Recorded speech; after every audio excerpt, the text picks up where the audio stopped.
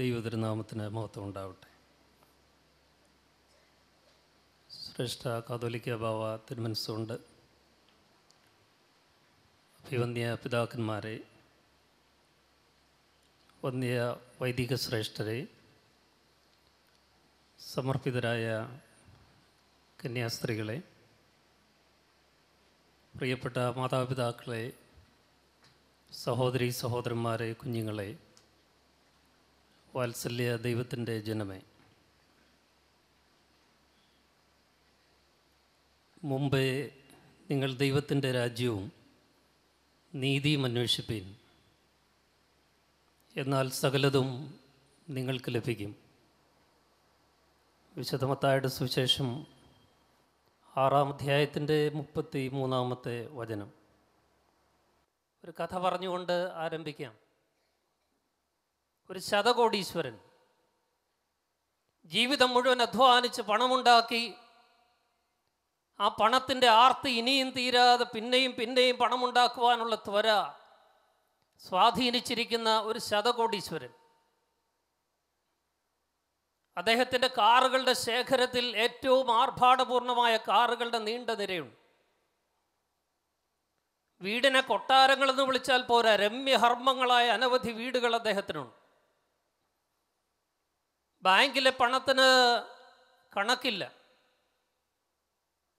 ഇത്രയും പണമുണ്ടായിട്ടും അദ്ദേഹത്തിന് മതി വരുന്നില്ല, ആർത്തിയാണ്. ആ മനുഷ്യനൊരിക്കൽ അദ്ദേഹത്തിൻ്റെ ഏറ്റവും വിലപിടിപ്പുള്ള, അദ്ദേഹം ഏറ്റവും സ്നേഹിച്ച അദ്ദേഹത്തിൻ്റെ BMW കാറിൽ ഒരു സവാരിക്ക് പോയി. അദ്ദേഹത്തിന് സ്പീഡിൽ വണ്ടി ഓടിക്കുന്നത് വളരെ ഇഷ്ടമാണ്. യാത്രക്കിടയിൽ അമിത സ്പീഡ്, വേഗത വർദ്ധിച്ചതുകൊണ്ട് ഒരു അപകടത്തിൽപ്പെട്ടു. അതിദാരുണമായ അപകടത്തിൽ നിന്ന് കഷ്ടിച്ചാണ് അദ്ദേഹം രക്ഷപ്പെട്ടത്. വളരെ വിഷമിച്ച് തൻ്റെ പ്രിയപ്പെട്ട BMW കാറിൻ്റെ ഉള്ളിൽ നിന്ന് അദ്ദേഹം പുറത്തിറങ്ങി. അങ്ങനെ നിൽക്കുമ്പോൾ അത് കണ്ടു നിന്ന ഒരു വഴിപോക്കൻ അദ്ദേഹത്തെ ആശ്വസിപ്പിക്കുവാനും സഹായിക്കുവാനുമായിട്ട് അദ്ദേഹത്തിൻ്റെ അടുക്കലേക്ക് വരികയാണ്. ആ മനുഷ്യൻ, ഈ ധനികനായ അപകടത്തിൽ നിന്ന് രക്ഷപ്പെട്ട ഈ ആളിൻ്റെ അടുത്ത് വന്ന് അദ്ദേഹത്തെ സമാശ്വസിപ്പിച്ചു. പെട്ടെന്നാണ് അദ്ദേഹം തൻ്റെ BMW കാറിന് പറ്റിയ തകർച്ചയെ കുറിച്ച് ശ്രദ്ധിക്കുന്നത്. പെട്ടെന്നത് ബോധ്യപ്പെട്ട മനുഷ്യൻ നെഞ്ച് പിളർന്ന് നിലവിളിക്കുകയാണ്, ദൈവമേ, എൻ്റെ BMW കാർ നശിച്ചു പോയല്ലോ. ആശ്വസിപ്പിക്കുവാൻ വന്ന മനുഷ്യൻ അദ്ദേഹത്തോട് പറഞ്ഞു, നിങ്ങളുടെ കാറിനെ കുറിച്ച് നിങ്ങൾ നൊമ്പരപ്പെടാതെ, ജീവൻ തിരിച്ചു കിട്ടിയില്ലേ, അതിനെക്കുറിച്ച് ആശ്വസിക്ക്. അത് പറയുമ്പോഴാണ് അദ്ദേഹത്തിൻ്റെ ശ്രദ്ധ അദ്ദേഹത്തിൻ്റെ ശരീരത്തിലേക്ക് പതിഞ്ഞത്. ആ ധനികനായ മനുഷ്യൻ്റെ ഒരു കൈ ഏകദേശം ഡിസ്ലൊക്കേറ്റഡ് ആയിട്ട് തൂങ്ങിക്കിടക്കുകയാണ് അപകടത്തിൽ. രക്തം വാർന്നൊലിക്കുന്നുണ്ട്. പക്ഷെ തൻ്റെ കൈക്ക് പറ്റിയ അപകടത്തെക്കുറിച്ച് പോലും ഈ മനുഷ്യന് ചിന്തയില്ല. BMW കാറിലാണ് ചിന്ത മുഴുവൻ, ശ്രദ്ധ മുഴുവൻ. സഹായിക്കാൻ വന്ന്, ആശ്വസിപ്പിക്കുവാൻ വന്ന ആ മനുഷ്യൻ അദ്ദേഹത്തോട് പറഞ്ഞു, നിങ്ങളുടെ കൈ നോക്കൂ, പെട്ടെന്ന് ആശുപത്രിയിൽ പോകണം, രക്ഷപ്പെടണം, താങ്കളെ സഹായിക്കാം. അപ്പോഴാണ് അദ്ദേഹത്തിൻ്റെ ആ തൂങ്ങിക്കിടക്കുന്ന കൈയിലേക്ക് അദ്ദേഹം നോക്കുന്നത്. അപ്പോഴാണ് അദ്ദേഹത്തിന് പെട്ടെന്ന് ബോധ്യപ്പെട്ടത്, 15 ലക്ഷം രൂപ വിലയുള്ള അദ്ദേഹത്തിന് ഏറ്റവും പ്രിയപ്പെട്ട റോളക്സ് വാച്ച് കയ്യിലുണ്ടായിരുന്നില്ല. അപകടത്തിൽ അത് തകർന്ന് താഴെ കിടക്കുന്നത് കണ്ടുകൊണ്ട്, ദൈവമേ, എൻ്റെ റോളക്സ് വാച്ച് നശിച്ചു പോയല്ലോ എന്ന് പറഞ്ഞ് കരയുകയാണ്. നമ്മളിൽ ഈ ഒരു മനുഷ്യനുണ്ടോ? അപകടത്തിൽ നിന്ന് കഷ്ടിച്ച് രക്ഷപ്പെട്ട മനുഷ്യൻ ആദ്യമായി ചിന്തിക്കേണ്ടത്, ആദ്യമായി ഓർക്കേണ്ടത് ആരെയാണ്? തകർന്നുപോയ BMW കാറിനെ കുറിച്ചാണോ? തകർന്നുപോയ റോളക്സ് വാച്ചിനെ കുറിച്ചാണോ? അതോ വലിയ ദുരന്തത്തിൽ നിന്ന് തന്നെ രക്ഷിച്ച ദൈവത്തെയാണോ? നമ്മുടെ ചിന്താവിഷയം ഇത് തന്നെയാണ്. ഞാനും നിങ്ങളും ആരെയാണ് അന്വേഷിക്കേണ്ടത്? ആദ്യം ഞാനും നിങ്ങളും ആരെയാണ് ആദ്യം തേടേണ്ടത്? ആരെയാണ് ആദ്യം ഓർക്കേണ്ടത്? വിശുദ്ധ മർക്കോസിന്റെ സുവിശേഷം 8-ാം അധ്യായത്തിന്റെ 36-ാമത്തെ വാക്യത്തിൽ ഈ ചോദ്യത്തിന് ഉത്തരമുണ്ട്. അല്ലെങ്കിൽ വേറൊരു രീതിയിൽ അത് അവതരിപ്പിക്കുന്നുണ്ട് ദൈവത്തിൻ്റെ വചനം. അവിടെ ഇപ്രകാരം നാം വായിക്കുന്നു, ഒരു മനുഷ്യൻ ലോകം മുഴുവൻ നേടിയാലും അവൻ്റെ ജീവനെ, അവൻ്റെ ആത്മാവിനെ നഷ്ടപ്പെടുത്തിയാൽ അവൻ എന്ത് പ്രയോജനം? എത്ര BMW കാർ ഉണ്ടെങ്കിലും, എത്ര റോളക്സ് വാച്ചുകൾ ഉണ്ടെങ്കിലും, എത്ര രമ്യഹർമ്മങ്ങൾ നിനക്കുണ്ടെങ്കിലും, ജീവനില്ലെങ്കിൽ, ഉള്ളിൽ ആത്മാവില്ലെങ്കിൽ, പരിശുദ്ധാത്മാവില്ലെങ്കിൽ, ദൈവമില്ലെങ്കിൽ നമുക്ക് എന്ത് പ്രയോജനം? എന്താണ് നമ്മുടെ ജീവിതത്തിൻ്റെ പ്രയോറിറ്റി? നമ്മുടെ ജീവിതത്തിൻ്റെ മുൻഗണന എന്താണ്?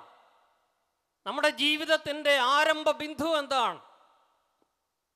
ഈ ചോദ്യത്തിൻ്റെ ഉത്തരമാണ് നമ്മുടെ കർത്താവിൻ്റെ പഠിപ്പിക്കലിൻ്റെ മാഗ്ന കാർട്ട എന്ന് വിശേഷിപ്പിക്കപ്പെടുന്ന ഈ ഗിരിപ്രഭാഷണത്തിൽ നിന്നെടുത്ത നമ്മുടെ ചിന്താവിഷയം നമുക്ക് നൽകുന്ന സൂചന, ഉത്തരം.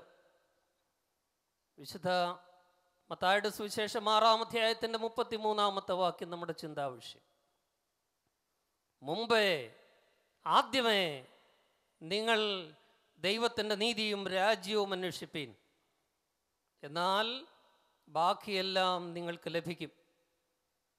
ഇന്ന് അല്പസമയം നിങ്ങളുമായി ധ്യാനിക്കുവാനായിട്ട് ഞാൻ ആഗ്രഹിക്കുന്നത് ഈ ചിന്താവിഷയത്തിൻ്റെ ആദ്യത്തെ വാക്കുമായി ബന്ധിപ്പിച്ചാണ്. മുമ്പേ, ആദ്യമേ ദൈവത്തിൻ്റെ നീതിയും രാജ്യവും അന്വേഷിപ്പീൻ. മുമ്പേ, ആദ്യമേ ദൈവത്തിൻ്റെ രാജ്യവും നീതിയും അന്വേഷിപ്പീൻ. എന്തുകൊണ്ടാണ് മുമ്പേ, എന്തുകൊണ്ടാണ് ആദ്യമായി, പ്രാഥമികമായി, ആത്യന്തികമായി എന്നൊരു ഊന്നൽ ഇവിടെ ദൈവത്തിൻ്റെ വചനത്തിൽ നാം കാണുന്നത്? നമ്മൾ ആദ്യം അന്വേഷിക്കേണ്ടത് ആരെയാണെന്നും, നമ്മൾ ആദ്യം തേടേണ്ടത് ആരെയാണെന്നും, നമ്മുടെ ജീവിതത്തിൻ്റെ കേന്ദ്രബിന്ദു ആരായിരിക്കണമെന്നും, നമ്മുടെ ജീവിതത്തിൻ്റെ ആധാരം എന്താവണമെന്നും ആ ഒറ്റ വാക്കിൽ കൂടി ദൈവം നമുക്ക് വെളിപ്പെടുത്തുകയാണ്. ദൈവമായിരിക്കണം, ക്രിസ്തുവായിരിക്കണം നമ്മുടെ ജീവിതത്തിൻ്റെ ആരംഭ ബിന്ദു. ക്രിസ്തുവായിരിക്കണം നമ്മുടെ ജീവിതത്തിൻ്റെ അടിത്തറ. അവനായിരിക്കണം നമ്മുടെ ജീവിതത്തിൻ്റെ കേന്ദ്രബിന്ദു. അവനെയാണ് ഞാനും നിങ്ങളും ആദ്യം അന്വേഷിക്കേണ്ടത്. യേശു ക്രിസ്തുവിൽ ദൈവത്തിൻ്റെ രാജ്യം ഉദ്ഘാടനം ചെയ്യപ്പെട്ടിരിക്കുന്നു. യേശുവിൽ കർത്താവിൻ്റെ ദൈവത്തിൻ്റെ നീതി വെളിപ്പെട്ടിരിക്കുന്നു. അതുകൊണ്ട് ദൈവത്തിൻ്റെ രാജ്യം അന്വേഷിക്കുക എന്ന് പറഞ്ഞാൽ അത് ആരിൽ ഉദ്ഘാടനം ചെയ്യപ്പെട്ടിരിക്കുന്നുവോ ആ യേശു ക്രിസ്തുവിനെ അന്വേഷിക്കുക എന്ന് തന്നെയാണ്. ദൈവത്തിൻ്റെ നീതി അന്വേഷിക്കുക എന്ന് പറഞ്ഞാൽ ദൈവത്തിൻ്റെ നീതി ആരിൽ വെളിപ്പെട്ടിരിക്കുന്നുവോ ആ രക്ഷകനായ യേശു ക്രിസ്തുവിനെ അന്വേഷിക്കുക എന്ന് തന്നെയാണ്. അതുകൊണ്ട് ഈ ചിന്താവിഷയം നമ്മോട് ആവശ്യപ്പെടുന്നത് ദൈവത്തിൻ്റെ രാജ്യം ആരിൽ ഉദ്ഘാടനം ചെയ്യപ്പെട്ടിരിക്കുന്നുവോ ആ രക്ഷകനായ യേശു ക്രിസ്തുവിനെ നമ്മൾ ആദ്യം അന്വേഷിക്കണം. ദൈവത്തിൻ്റെ നീതി ആരിൽ പ്രകടമായി വെളിപ്പെട്ടിരിക്കുന്നുവോ ആ രക്ഷകനായ കർത്താവിനെ നാം തേടണം. ആദ്യം അവനെ അന്വേഷിച്ച് കണ്ടെത്തണം. ഇതിൻ്റെ 3 വിവിധ മാനങ്ങൾ വളരെ ചുരുങ്ങിയ സമയം കൊണ്ട് നിങ്ങളുമായി പങ്കുവച്ച് എൻ്റെ വാക്കുകൾ ഞാൻ അവസാനിപ്പിക്കാം. മുമ്പേ, ആദ്യമേ ദൈവത്തിൻ്റെ രാജ്യവും നീതിയും അന്വേഷിപ്പീൻ. ഈ ഭാഗം നമ്മെ ഓർപ്പിക്കുന്ന ആദ്യത്തെ സന്ദേശം, ദൂതദർശനം. God first, Christ first. ദൈവം ആദ്യം, ക്രിസ്തു ആദ്യം നമ്മുടെ ജീവിതത്തിൽ. അങ്ങനെയാണോ നമ്മുടെ ജീവിതമെന്ന് ഒരാത്മപരിശോധനയ്ക്ക് നമുക്ക് തയ്യാറാവാം. നമ്മുടെ ജീവിതത്തിൻ്റെ തുടക്കബിന്ദു, ആരംഭബിന്ദു, കേന്ദ്രബിന്ദു ക്രിസ്തുവാണോ, ദൈവമാണോ? അമേരിക്കയുടെ പ്രസിഡന്റ് ഡൊണാൾഡ് ട്രംപ് തൻ്റെ ഇലക്ഷൻ സമയത്ത്, തെരഞ്ഞെടുപ്പിൻ്റെ സമയത്ത് തൻ്റെ പ്രചാരണത്തിൻ്റെ പ്രധാനപ്പെട്ട സ്ലോഗനായി, മുദ്രാവാക്യമായിട്ട് ഉയർത്തിയത് America first, capitalism first, wealth first. 3 കാര്യങ്ങളാണ്. ആദ്യം അമേരിക്ക, ആദ്യം മുതലാളിത്തം, ആദ്യം ധനം. ഇത് 3ഉമായിരുന്നു അദ്ദേഹത്തിൻ്റെ തെരഞ്ഞെടുപ്പിൻ്റെ മുദ്രാവാക്യം. ഡൊണാൾഡ് ട്രംപിന് അങ്ങനെ പറയാം.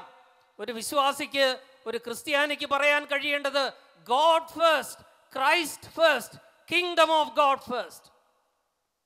ദൈവം ആദ്യം, ക്രിസ്തു ആദ്യം, ദൈവത്തിൻ്റെ രാജ്യം ആദ്യം എന്ന് പറയുന്നതാണ് ഒരു ക്രൈസ്തവ ജീവിതത്തിൻ്റെ ആധാരം.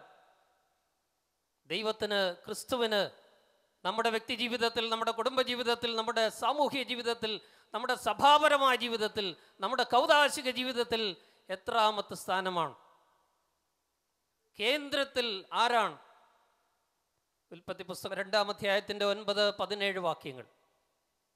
ഉൽപ്പത്തി പുസ്തകം 2-ാം അധ്യായത്തിൻ്റെ 9-ാമത്തെ വാക്യം: തോട്ടത്തിൻ്റെ ഒത്ത നടുവിൽ നന്മ തിന്മകളെക്കുറിച്ചുള്ള ഫലവൃക്ഷം അദ്ദേഹം നട്ടു.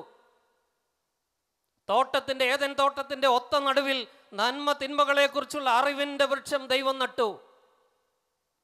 17-ാമത്തെ വാക്യം: നടുവിലുള്ള വൃക്ഷത്തിൻ്റെ ഫലം തിന്നരുത് എന്നവരോട് കൽപ്പിച്ചു, തിന്നുന്ന നാളിൽ അവർ മരിക്കുമെന്നും. എന്താണ് ഇതിൻ്റെ സൂചന? മാർത്തോമാ സഭയുടെ വലിയ തിരുമേനിയും ക്രിസോസ്റ്റം തിരുമേനിയും ഒരിക്കൽ കുട്ടികളുടെ ഇടയിൽ ഒരു പ്രസംഗം നടത്തിയപ്പോൾ കുട്ടികളോട് ചോദിച്ചു, നിങ്ങൾക്ക് ഏറ്റവും ഇഷ്ടമുള്ള ഐസ്ക്രീം കുറച്ച് ഞാൻ മേടിച്ച് ഇവിടെ മേശപ്പുറത്ത് വെച്ചിട്ട് നിങ്ങളോട് പറയും, നോക്കി കൊതിച്ചോ, തൊട്ടു പോകരുത്. അങ്ങനെ പറഞ്ഞാൽ നിങ്ങൾക്ക് ഇഷ്ടപ്പെടുമോ എന്ന് ചോദിച്ചു. കുട്ടികൾ പറഞ്ഞു, ഞങ്ങൾക്കിഷ്ടമല്ല, അവിടെ വെച്ചാൽ അത് ഞങ്ങൾക്ക് തരണമല്ല, ഞങ്ങളെ കാണിക്കരുത്. എന്നിട്ട് തിരുമേനി അവരോട് ചോദിച്ചു, ഇത് തന്നെയല്ലേ ഏദൻ തോട്ടത്തിൽ ദൈവം ചെയ്തത്? ഏറ്റവും നല്ലത് നടുക്ക് നിർത്തിയിട്ട് അത് മാത്രം തുടരുത്, ഫലം പറിക്കരുത്, അതനുഭവിക്കരുത്, അതനുഭവിച്ചാൽ മരിച്ചു പോകുമെന്ന് പറയുന്നത് നീതിയാണോ? അല്ല എന്ന് കുട്ടികൾ പറഞ്ഞു. പക്ഷേ തിരുമേനി അതിൻ്റെ അർത്ഥം വ്യാഖ്യാനിച്ചു കൊടുത്തു. എന്താണ് അതിൻ്റെ അർത്ഥം? നടുവിൽ നിൽക്കുന്നത് ദൈവത്തിൻ്റെതാണ്. നമ്മുടെ ജീവിതത്തിൻ്റെ നടുബിന്ദു, നമ്മുടെ ജീവിതത്തിൻ്റെ കേന്ദ്രബിന്ദു ദൈവമായിരിക്കണം. അവിടെ മറ്റൊന്നും അത് മനുഷ്യനെടുക്കാനുള്ളതല്ല. ദൈവത്തിന് അവകാശപ്പെട്ട കേന്ദ്രസ്ഥാനം മനുഷ്യനെടുക്കാൻ ശ്രമിക്കുന്നതാണ് ലോകത്തിലെ ഏറ്റവും വലിയ പാപം. ദൈവത്തിൻ്റെ കേന്ദ്രസ്ഥാനം അപഹരിക്കുവാനായിട്ട് മനുഷ്യൻ ശ്രമിക്കുമ്പോൾ അവിടെ ഉണ്ടാകുന്നത് തകർച്ചകളാണ്. നമ്മുടെ ജീവിതത്തിൻ്റെ സെൻറ്റർ ഓഫ് ഗ്രാവിറ്റി, നമ്മുടെ ജീവിതത്തിൻ്റെ ആധാരം, കേന്ദ്രം, ആരംഭ ബിന്ദു, എല്ലാം അടിസ്ഥാനം ദൈവമാവണം. ആ സ്ഥാനം മനുഷ്യൻ അപഹരിക്കാൻ ശ്രമിക്കരുത്. ദൈവത്തിൻ്റെ സ്ഥാനത്ത് മറ്റൊന്നിനെയും കാണരുത്. ദൈവത്തിൻ്റെ സ്ഥാനത്ത് മറ്റൊന്നിനെയും വയ്ക്കരുത്. ദൈവത്തിൻ്റെ സ്ഥാനത്ത് മറ്റൊന്നിനെയും കണ്ട് ആരാധിക്കരുത്. അതുകൊണ്ടാണ് ദൈവം 10 കൽപ്പനകൾ മോശയ്ക്ക് കൊടുക്കുമ്പോൾ, ദൈവജനത്തിനായി കൊടുക്കുമ്പോൾ അതിൻ്റെ ആദ്യത്തെ കൽപ്പന ദൈവത്തെക്കുറിച്ചാണ്. പുറപ്പാട് പുസ്തകം 20-ാം അധ്യായത്തിൻ്റെ 2-3 വാക്യങ്ങൾ. പുറപ്പാട് പുസ്തകം 20-ാം അധ്യായത്തിൻ്റെ 2-3 വാക്യങ്ങൾ: അടിമ വീടായ മിസ്രയീം ദേശത്ത് നിന്ന് നിന്നെ വിടുവിച്ചു കൊണ്ടുവന്ന യഹോവയായ ഞാൻ നിന്റെ ദൈവമാകുന്നു. അടിമ വീടായ മിസ്രയീം ദേശത്ത് നിന്ന് നിന്നെ വിടുവിച്ചു കൊണ്ടുവന്ന യഹോവയായ ഞാൻ നിന്റെ ദൈവമാകുന്നു. അടുത്ത വാക്യം പുറപ്പാട് 20-3: ഞാൻ ഒഴികെ അന്യ ദൈവങ്ങൾ നിനക്കുണ്ടാവരുത്. അടുത്ത വാക്യം വിഗ്രഹങ്ങൾ ഉണ്ടാക്കരുത്. എന്താണ് ഇതിൻ്റെ അർത്ഥം? ഞാൻ നിന്റെ ദൈവമാണെങ്കിൽ, നിന്നെ വിടുവിച്ച, നിനക്ക് സ്വാതന്ത്ര്യം നൽകിയ, നിന്നെ രക്ഷിച്ച ദൈവമാണെങ്കിൽ ഞാൻ ഒഴികെ മറ്റൊരു ദൈവത്തെ നീ ദൈവമെന്ന് വിളിക്കരുത്, ആരാധിക്കരുത്. അങ്ങനെ ചെയ്താൽ അത് വിഗ്രഹാരാധനയാകും. അങ്ങനെയെങ്കിൽ നമ്മൾ വിഗ്രഹാരാധന നടത്താറുണ്ടോ? ദൈവം ഏകനാണ്, ദൈവം ഏക രക്ഷകനാണ്, ക്രിസ്തു ഏക രക്ഷകനാണ്. ആ സ്ഥാനത്ത് നമ്മൾ പലതിനെയും വച്ചിട്ടില്ലേ? നമ്മുടെ പണത്തോടുള്ള ആർത്തി, സമ്പത്തിനോടുള്ള ആർത്തി, സ്വാർത്ഥത, മദ്യം, മയക്കുമരുന്ന്, ലഹരി, ഇതെല്ലാം ദൈവത്തിൻ്റെ സ്ഥാനത്ത് വെച്ച് ദൈവത്തെ പോലെ കരുതി, ദൈവത്തെ പോലെ ആരാധിച്ചിട്ടില്ലേ? നമ്മൾ അതിൻ്റെ തടവുകാരായി മാറിയിട്ടില്ലേ? അങ്ങനെയെങ്കിൽ ഈ രാത്രി ദൈവത്തിൻ്റെ ശബ്ദം നമ്മോട് ആവശ്യപ്പെടുന്നു, ദൈവത്തിൻ്റെ സ്ഥാനം ദൈവത്തിന് തിരിച്ചു നൽകണം. ജീവിതത്തിൻ്റെ ആരംഭ ബിന്ദുവായി ദൈവത്തെ, ക്രിസ്തുവിനെ പ്രതിഷ്ഠിക്കണം. ദൈവമാദ്യം, ദൈവരാജ്യമാദ്യം. ദൈവത്തിൻ്റെ സ്ഥാനം മറ്റൊന്നിനും നൽകുവാൻ നമുക്ക് ഇടവരരുത്. എന്താണ് നമ്മുടെ ജീവിതത്തിൻ്റെ മുൻഗണന? ആദ്യം നമ്മൾ ആരെ അന്വേഷിക്കുന്നു? ഒരു കുടുംബമായി ഒരു വെക്കേഷന് പോകുവാൻ തയ്യാറെടുക്കുകയാണ്. അപ്പനും അമ്മയും 2 മക്കളും. 1 മാസത്തെ വെക്കേഷനാണ്. ദൂരദേശത്തേക്കാണ് പോകുന്നത്. 1 മാസം കഴിയുവാനുള്ള സാധനങ്ങളെല്ലാം അവർ പാക്ക് ചെയ്ത് ബാഗിലാക്കി. അത്യാവശ്യം വേണ്ടതെല്ലാം എടുത്തു. ഓരോരുത്തർക്കും ഈ 2 പെട്ടി വീതം പാക്ക് ചെയ്തു. 8 ബാഗേജുകൾ, 8 പെട്ടികൾ പാക്ക് ചെയ്തു. കാറ് പിടിച്ച്, വാഹനം പിടിച്ച് അവർ എയർപോർട്ടിലേക്ക് യാത്ര ചെയ്യുകയാണ് 4 പേരും കൂടി. ചെക്ക് ഇൻ കൗണ്ടറിൻ്റെ മുമ്പിൽ നിന്നു. ലഗേജ് എല്ലാം എടുത്ത് തൂക്കി നോക്കി. ആവശ്യത്തിൽ കൂടുതലുണ്ട്, വെയിറ്റ്, അഡീഷണൽ ചാർജ് കൊടുക്കണം, അതെല്ലാം കൊടുത്ത് ചെക്ക് ഇൻ ചെയ്യാനായിട്ട് തുടങ്ങുമ്പോഴാണ് ഗൃഹനാഥൻ ഭാര്യയോട് പറയുന്നത്, നമ്മുടെ സ്വീകരണ മുറിയിലിരുന്ന ഗിറ്റാർ എടുക്കാൻ മറന്നുപോയിടി. ഭാര്യ പറഞ്ഞു, അത് പോട്ട്, സാരമില്ല, ഇപ്പം തന്നെ ഓവർലോഡല്ലേ, ഇനിയും പണം കൊടുക്കാനില്ല, അത് പോട്ട്. അപ്പോൾ ഭർത്താവ് പറയാണ്, അത് പോട്ടെന്ന് പറയാം, പക്ഷേ ആ ഗിറ്റാറിൻ്റെ മുകളിലായിരുന്നു പാസ്പോർട്ടും ടിക്കറ്റും വെച്ചിരുന്നത്, എടുക്കാൻ മറന്നുപോയി. നമ്മൾ പാക്ക് ചെയ്യുമ്പോൾ ആദ്യം എടുക്കേണ്ടത് എന്താണ്? ആദ്യം അന്വേഷിക്കേണ്ടത് എന്താണ്? ആദ്യം എടുത്തു എന്ന് ഉറപ്പുവരുത്തേണ്ടത് എന്താണ്? ജീവിതത്തിൻ്റെ മുൻഗണന എന്താണ്? ആരെയാണ്, എന്തിനെയാണ് ആദ്യം അന്വേഷിക്കുന്നത്? എല്ലാം തകിടം മറിഞ്ഞു പോയില്ലേ? ജീവിതത്തെക്കുറിച്ചൊന്ന് ചിന്തിച്ചു നോക്കുക. ആദ്യം അന്വേഷിക്കേണ്ട, ആദ്യം കണ്ടെത്തേണ്ട ദൈവത്തിൻ്റെ രാജ്യവും നീതിയും ദൈവവും ക്രിസ്തുവും നമ്മുടെ ജീവിതത്തിൻ്റെ അവസാന ബിന്ദുവായും ഇല്ലാത്ത ഒരു കേന്ദ്രവുമായും ഒക്കെ മാറിയിട്ടില്ലേ എന്ന് ചിന്തിക്കുവാൻ നമുക്ക് സാധിക്കണം. ദൈവത്തെ ആദ്യം അന്വേഷിക്കണം, ക്രിസ്തുവിനെ ആദ്യം അന്വേഷിക്കണം. അതാണ് അവൻ്റെ രാജ്യം, അതാണ് അവൻ്റെ നീതി. അത് ഉറപ്പുവരുത്തുവാൻ നമുക്ക് സാധിക്കണം.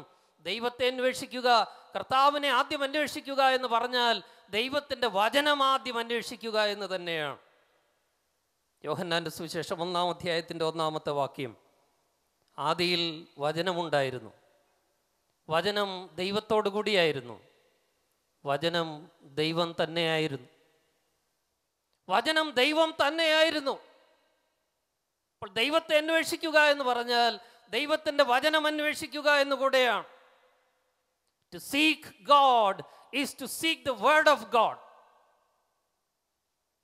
അതേ സുവിശേഷം 1-ാം അധ്യായത്തിൻ്റെ 14-ാമത്തെ വാക്യം ക്രിസ്മസിൻ്റെ സന്ദേശമാണ്. വചനം ജഡമായി മനുഷ്യരുടെ ഇടയിൽ കൂടാരമടിച്ചുവെന്ന്. ക്രിസ്തു എന്ന് പറയുന്നത് വചനം ജഡം ധരിച്ച ദൈവത്തിൻ്റെ പുത്രനാണ്. അതുകൊണ്ട് ക്രിസ്തുവിനെ അന്വേഷിക്കുക, ദൈവത്തെ അന്വേഷിക്കുക എന്ന് പറഞ്ഞാൽ ദൈവത്തിൻ്റെ വചനത്തെ അന്വേഷിക്കുക എന്ന് കൂടെയാണെന്ന് നമ്മളെല്ലാവരും ഓർത്തിരിക്കേണ്ട ഒരു കാലഘട്ടമാണ്. ഞാൻ ബാംഗ്ലൂർ പഠിക്കുമ്പോൾ എൻ്റെ ഒരു സുഹൃത്ത്, അദ്ദേഹം ധാരാളം യാത്ര ചെയ്യുന്ന ഒരു ചെറുപ്പക്കാരനായിരുന്നു.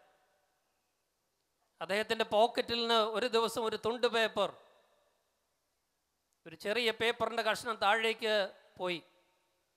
ഞാനത് പെട്ടെന്ന് കയ്യിലെടുത്തൊന്ന് നോക്കി. അപ്പോൾ ഒരു ലിസ്റ്റാണ്, ചില സാധനങ്ങളുടെ ലിസ്റ്റാണ്. ഞാൻ അദ്ദേഹത്തോട് ചോദിച്ചത് എന്താണ്. ഞാൻ അദ്ദേഹത്തിൻ്റെ കയ്യിലേക്ക് അത് തിരികെ കൊടുത്തു. അദ്ദേഹം പറഞ്ഞു, ഞാൻ ഒത്തിരി യാത്ര ചെയ്യുന്നത് കൊണ്ട് യാത്ര ചെയ്യുന്നതിന് മുമ്പ് എൻ്റെ പെട്ടി പാക്ക് ചെയ്യുമ്പോൾ ഏതൊക്കെ സാധനം അതിൽ വെക്കണമെന്ന് എന്നെ ഓർമ്മിപ്പിക്കുവാനായിട്ട് ഞാൻ എഴുതി വച്ചിരിക്കുന്ന അത്യാവശ്യം വേണ്ട സാധനങ്ങളുടെ ലിസ്റ്റാണ്. ഞാൻ വീണ്ടും ആ ലിസ്റ്റിലേക്ക് എൻ്റെ കണ്ണുകളൊന്ന് പരതി. എന്നെ അത്ഭുതപ്പെടുത്തിക്കൊണ്ട് അതിൽ ആദ്യം എഴുതിയിരിക്കുന്നത് ബൈബിൾ. ദൈവത്തിന് നന്ദി, സ്തോത്രം. ബൈബിളാണ് ആ ലിസ്റ്റിൽ ആദ്യമുള്ളത്, ദൈവത്തിൻ്റെ വചനം.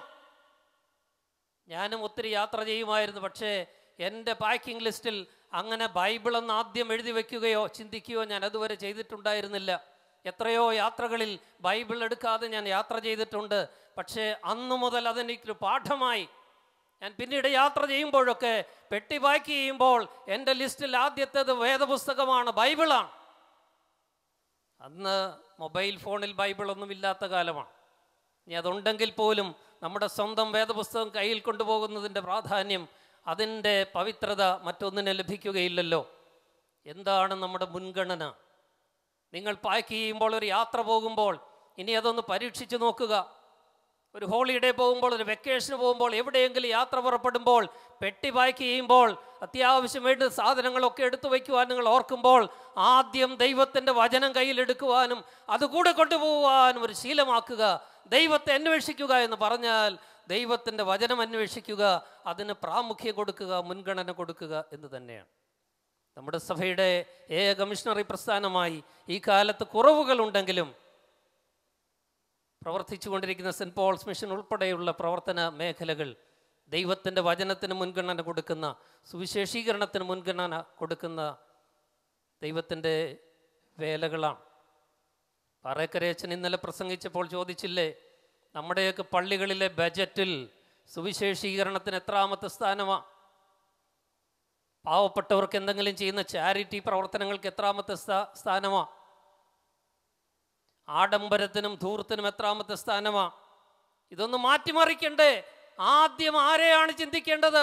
ആദ്യം ആരെയാണ് അന്വേഷിക്കേണ്ടത്? മുമ്പേ ആദ്യമേ എന്ത്?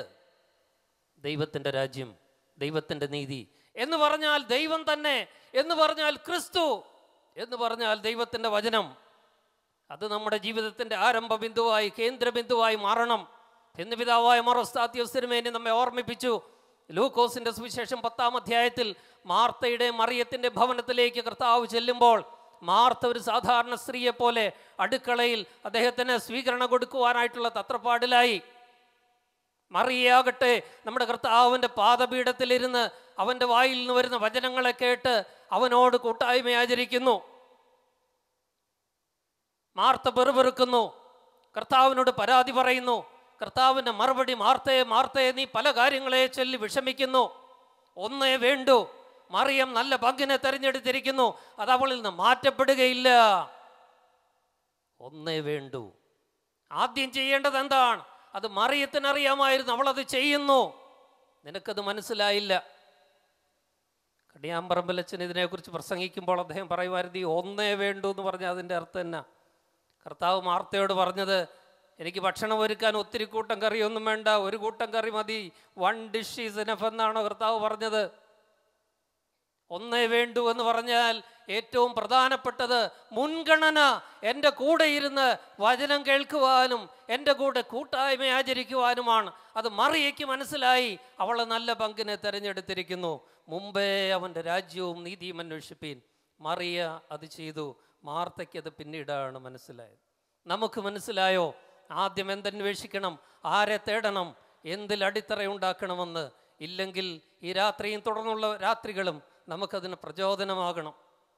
നമ്മുടെ കർത്താവ് തന്നെ സാത്താൻ്റെ പരീക്ഷണത്തിൽ അകപ്പെട്ടപ്പോൾ അതിനെ അതിജീവിക്കുവാനായിട്ട് അവന് നൽകുന്ന മറുപടി മത്തായിയുടെ സുവിശേഷം 4-ാം അധ്യായത്തിൻ്റെ 4-ാമത്തെ വാക്യം, മനുഷ്യൻ അപ്പം കൊണ്ട് മാത്രമല്ല ദൈവത്തിൻ്റെ വായിൽ നിന്ന് വരുന്ന വചനങ്ങൾ കൊണ്ടുകൂടെ ജീവിക്കുന്നു. ദൈവത്തിന് നന്ദിയോടെ സ്തോത്രം. നമ്മുടെ ജീവിതത്തിൻ്റെ ആരംഭ ബിന്ദു, starting point. What is the starting point of our life? What is the center of gravity of our life? What is the priority in our life? ദൈവത്തിന് എന്ത് സ്ഥാനം? ക്രിസ്തുവിന് എത്രാമത്തെ സ്ഥാനം? നമ്മുടെ മലയാളികളുടെ അഭിമാനമായ ഗാനഗന്ധർവൻ യേശുദാസ് ഒരു പ്രഭാഷണത്തിൽ പറഞ്ഞൊരു കഥ ഞാൻ ഓർക്കുകയാണ്. ദാസേട്ടൻ പറഞ്ഞ കഥയാണ്. കാർ ഓടിക്കുന്നവർക്ക്, വാഹനം ഓടിക്കുന്നവർക്ക് ഇത് മനസ്സിലാകും. ഇപ്പോൾ സ്ത്രീകളും വാഹനമൊക്കെ ഓടിക്കുന്നതുകൊണ്ട് അവർക്കും മനസ്സിലാകും. ഓട്ടോമാറ്റിക് ഗിയറുള്ള വണ്ടിയല്ല, മാനുവലായിട്ട് കൈകൊണ്ട് ഗിയർ മാറി ഓടിക്കുന്ന ഒരു വാഹനത്തെക്കുറിച്ചാണ് അദ്ദേഹം പറയുന്നത്. അദ്ദേഹം പറഞ്ഞു, നിങ്ങളൊരു വാഹനം സ്റ്റാർട്ട് ചെയ്യുന്നത് ഏത് ഗിയറിലിട്ടാണ്? ന്യൂട്രൽ ഗിയറിലാണ്. പിന്നെ ഫസ്റ്റിലേക്ക് ഇടുമ്പോഴും സെക്കൻഡിലേക്ക് ഇടുമ്പോഴും തേർഡും ഫോർത്തും ഫിഫ്ത്തും റിവേഴ്സും ഒക്കെ ഇടുമ്പോൾ ആ ഗിയർ മാറുന്ന ലിവർ ന്യൂട്രൽ എന്ന് പറയുന്ന സെൻറ്റർ പോയിന്റിൽ കൂടെയാണ് സഞ്ചരിക്കുന്നത്. അതിലൂടെ കടക്കാതെ മറ്റൊരു ഗിയർ പോയിന്റിലും അത് എത്തുകയില്ല. യേശുദാസ് ആ പോയിന്റിനെ വിളിക്കുന്നത് ദൈവമെന്നാണ്. നമുക്കതിനെ വിളിക്കാവുന്ന പേര്, വിളിക്കേണ്ട പേര് ക്രിസ്തുവെന്നാണ്. നീ ജീവിതം ആരംഭിക്കുമ്പോഴും മുന്നോട്ട് പോകുമ്പോഴും പുറകോട്ട് പോകുമ്പോഴും സ്പീഡ് കൂട്ടുമ്പോഴും സ്പീഡ് കുറയ്ക്കുമ്പോഴും ദൈവം ക്രിസ്തുവെന്ന ആ ന്യൂട്രൽ പോയിന്റിലൂടെ കേന്ദ്ര ബിന്ദുവിൽ കൂടി കടക്കുന്നുണ്ടോ എന്ന് ചിന്തിക്കണം. ഇല്ലെങ്കിൽ അപകടമാണ്, ഇല്ലെങ്കിൽ ജീവിതം തകിടം മറിയും. അതുകൊണ്ടാണ് എല്ലാം പ്രാർത്ഥിച്ച് ആരംഭിക്കണമെന്ന് പിതാക്കന്മാർ പഠിപ്പിക്കുന്നത്. ആദ്യം ദൈവം, ഗോഡ് ഫസ്റ്റ്, ക്രൈസ്റ്റ് ഫസ്റ്റ്. നമ്മുടെ ജീവിതത്തിൻ്റെ ആരംഭ ബിന്ദു, കേന്ദ്ര ബിന്ദു ആരാണെന്നൊന്നുകൂടി സ്വയം ചോദിക്കുക. ലൂക്കോസിൻ്റെ സുവിശേഷം 9-ാം അധ്യായത്തിൻ്റെ 56 മുതലുള്ള വാക്യങ്ങളിൽ കർത്താവിനെ അനുഗമിക്കുവാനായിട്ടുള്ള കൽപ്പന വരുമ്പോൾ, ഞാൻ നിന്നെ അനുഗമിക്കാം, പക്ഷേ I will follow you, but പിന്നെ കണ്ടീഷൻസാണ്.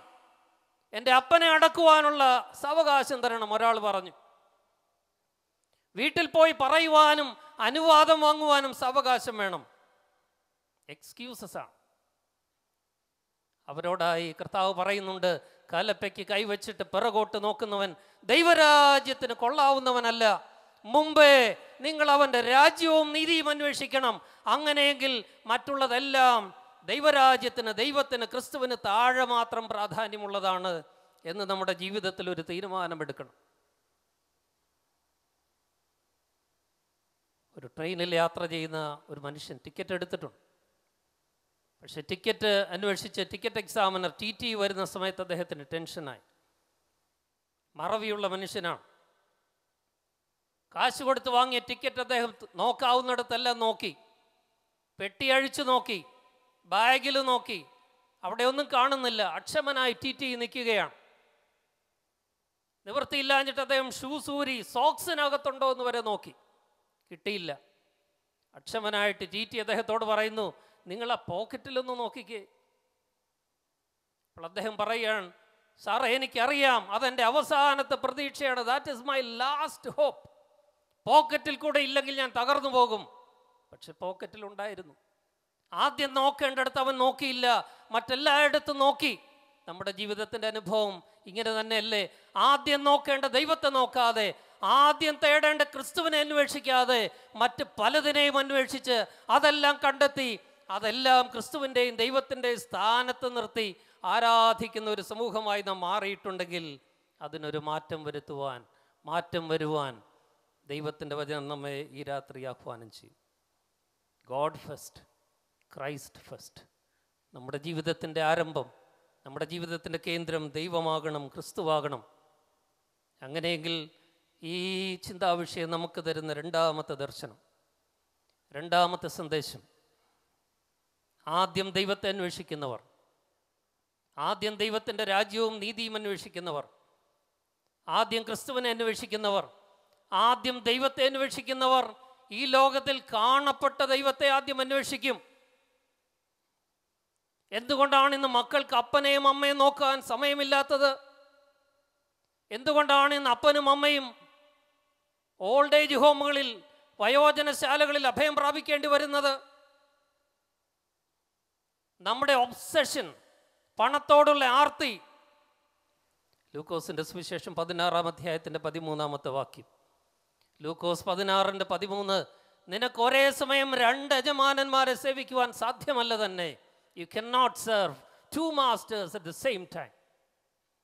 You cannot serve Mammon and me at the same time. നിനക്ക് ഒരേ സമയം ദൈവത്തെയും മാമോനെയും സേവിക്കുവാൻ കഴിയുകയില്ല. അതേ സുവിശേഷത്തിൽ തന്നെ ലൂക്കോസിൻ്റെ സുവിശേഷം 18-ാം അധ്യായത്തിൻ്റെ 18 മുതലുള്ള വാക്യങ്ങൾ പഠിക്കുമ്പോൾ ധനികനായൊരു യുവാവ്, ഒരു ചെറുപ്പക്കാരൻ കർത്താവിനോട് ചോദിക്കുകയാണ്, ദൈവരാജ്യം പ്രാപിക്കുവാൻ, രക്ഷ പ്രാപിക്കുവാൻ ഞാൻ എന്ത് ചെയ്യണം? കർത്താവിൻ്റെ മറുപടി, 10 കൽപ്പനകൾ പാലിക്ക്, മോശയുടെ ന്യായപ്രമാണം പാലിക്ക്. അവൻ്റെ മറുപടി, ഞാനത് ചെറുപ്പം മുതൽ ചെയ്യുന്നു, ഇനി എന്ത് ചെയ്യണം? കർത്താവിൻ്റെ മറുപടി, നിനക്കൊരു കുറവുണ്ട്, നീ പണത്തെ കൂടുതൽ സ്നേഹിക്കുന്നു, നിനക്കുള്ളത് വിറ്റ് നീ ദരിദ്രർക്ക്, പാവപ്പെട്ടവർക്ക് കൊടുക്ക്, അങ്ങനെയെങ്കിൽ നിനക്ക് സ്വർഗരാജ്യം അന്വേഷിക്കുകയും കണ്ടെത്തുകയും ചെയ്യാം. ആ മറുപടിയിൽ അവൻ സംപ്രീതനായില്ല. പണത്തെ ദൈവമായി കണ്ടിരുന്ന, പണത്തെ ആരാധിച്ചിരുന്ന, പണത്തെ ജീവന തുല്യം അതിലും സ്നേഹിച്ചിരുന്ന ആ മനുഷ്യന് പണം ഉപേക്ഷിക്കുവാൻ, അത് പങ്കുവയ്ക്കുവാനുള്ള ദൈവത്തിൻ്റെ ആഹ്വാനം പിടിച്ചില്ല. ഖിന്നനായി അവൻ മടങ്ങിപ്പോകുമ്പോൾ ശിഷ്യന്മാർ ചോദിക്കുകയാണ്, ധനവാന്മാരുടെ അവസ്ഥ എന്താണ്? കർത്താവിൻ്റെ മറുപടി, സ്വർഗരാജ്യം പ്രാപിക്കുവാൻ അവർക്ക് പ്രയാസമാണ്, അസാധ്യമെന്ന് പറഞ്ഞില്ല. ഒട്ടകം സൂചിക്കുഴയിൽ കടക്കുന്നതിനേക്കാൾ പ്രയാസമാണ്, പക്ഷെ സാധിക്കും. അവർക്കുള്ളത് പങ്കുവയ്ക്കണം. ആ കുറവ് നികത്തുവാനായിട്ട് ആ ധനികനായ ചെറുപ്പക്കാരന് സാധിച്ചില്ല. ഇന്ന് രാത്രി അങ്ങനെയുള്ളവർ നമ്മുടെ ഈ പന്തലിലുണ്ടെങ്കിൽ സ്വയം ചിന്തിക്കണം. ദൈവത്തിൻ്റെ രാജ്യം അന്വേഷിക്കുവാൻ, അവൻ്റെ നീതി അന്വേഷിക്കുവാനായിട്ട് ദൈവം ഒരു മാനസാന്തരത്തിനായി വിളിക്കുന്നു. പണത്തോടും സമ്പത്തിനോടുമുള്ള ആർത്തി, അത് കൂട്ടിവെക്കുവാനുള്ള നമ്മുടെ ത്വര, അതിലൂടെ നമുക്ക് നഷ്ടപ്പെടുന്നത് ദൈവത്തെ ആരംഭ ബിന്ദുവായി കാണുവാനുള്ള ആ ദർശനമാണ്. ദൈവത്തിന് പകരമാണ് പണത്തെയും മറ്റ് പലതിനെയും നമ്മൾ ആരാധിക്കുന്നതെന്ന് തിരിച്ചറിയുവാൻ നമുക്ക് സാധിക്കണം.